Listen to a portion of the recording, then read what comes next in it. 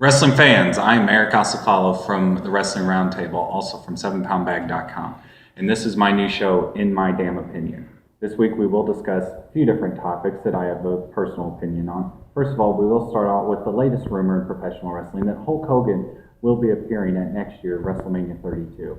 What in the blue hell is going on here, Hulk Hogan? You were established in the 80s, in the 90s, even a little bit in the 2000s, but come on, really? You still want to wrestle? How much more can your body take? You have been beat up, bruised. You are a six-time WWE champion. You are a Hall of Famer. What else is there left to do for you in professional wrestling? There is nobody left for you to compete against. The only person I would see maybe you fighting would be John Cena. And even then, would that even be really a match? Really? You wouldn't put John Cena over. You don't want to pass the torch, Hogan. I am sorry, but no, there would be no longer you need to be in professional wrestling as an active wrestler. Manager, quite possibly, but no, you should not be wrestling next year at WrestleMania. I don't care who it's against. There is nobody in there, with the exception of John Cena, that any fans would be remotely interested in seeing you fight at all. So please, Hulk Hogan, do the WWE Universe a big favor, and please, please do not, I repeat, do not compete next year at WrestleMania 32. My next question I have, the fallout from this past Sunday's WWE Payback pay-per-view. Did any of you fans watch it? I know I sure did. I watched it on my WWE Network subscription, which I got for just how much? That's right, $9.99. All right, the pay-per-view was somewhat decent, everything. You had your good matches. Definitely my thought on the match of the night, Cena versus Rusev. The I Quit match had everything. You were on the edge of your seat the whole time thinking maybe Rusev may be the one who may be able to make John Cena quit. And then John Cena came back and showed Rusev that, he is a man that does not quit. And then plus, you got to see Lana. How is that not an awesome match right there? Also, the tag team title match, 2 out of 3 falls. Amazing. New Day and Cesaro and Tyson Kidd. I am a big supporter and big fan of tag team wrestling. I always have been, always will be. And seeing those two teams go at it in the 2 out of 3 falls tag team match at WWE Payback, amazing. Great match. Also, your main event, your fatal 4-way for the WWE World Heavyweight Championship. Seth Rollins, Dean Ambrose, Roman Reigns, Randy Orton.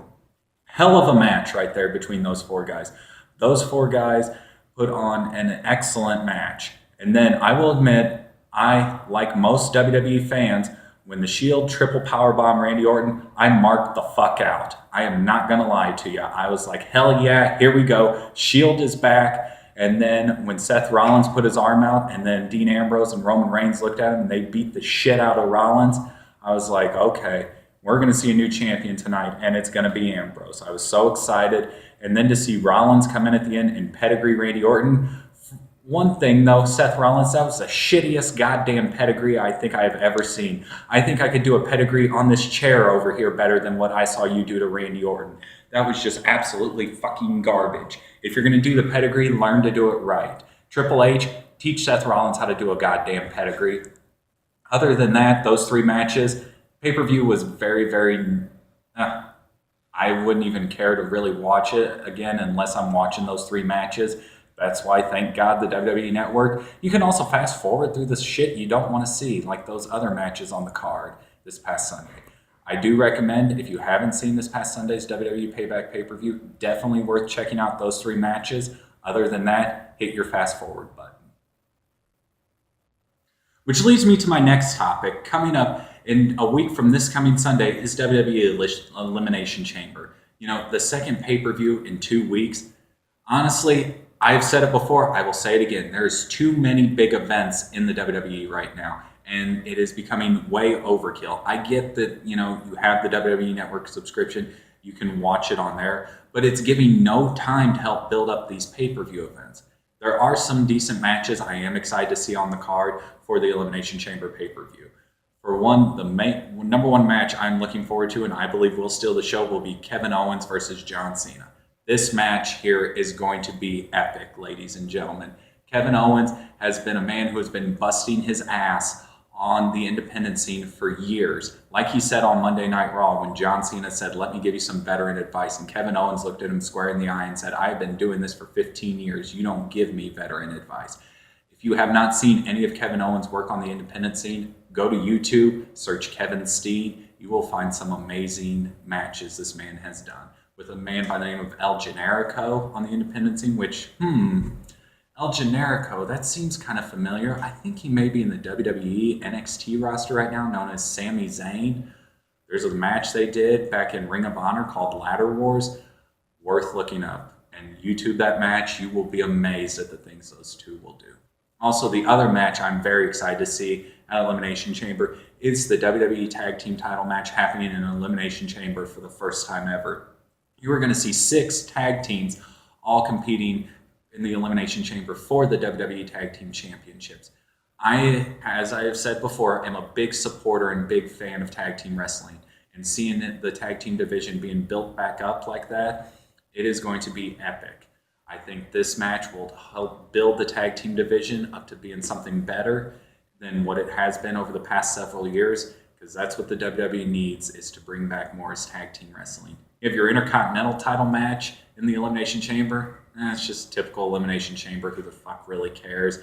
As somebody I read on the internet somewhere, I think Sheamus may be winning, but things can change at the drop of a hat in the world of professional wrestling. Also, you have your Dean Ambrose versus Seth Rollins for the WWE World Championship. 2 men right there that are both young and hungry, and I think we'll have an amazing match as well. Every time these 2 men get in the ring, it is magic, and you will see magic as well with them 2 at Elimination Chamber. So if you don't already have your WWE Network subscription for just, that's right, $9.99, make sure you do get your subscription so that way you can check out Elimination Chamber, so you can see Kevin Owens versus John Cena in the Tag Team Elimination Chamber. Last but not least, ladies and gentlemen, I was recently watching the WWE Network and the countdown show that they have on there, which I'm a big fan of, recently decided that Chris Jericho is the best Intercontinental Champion of all time.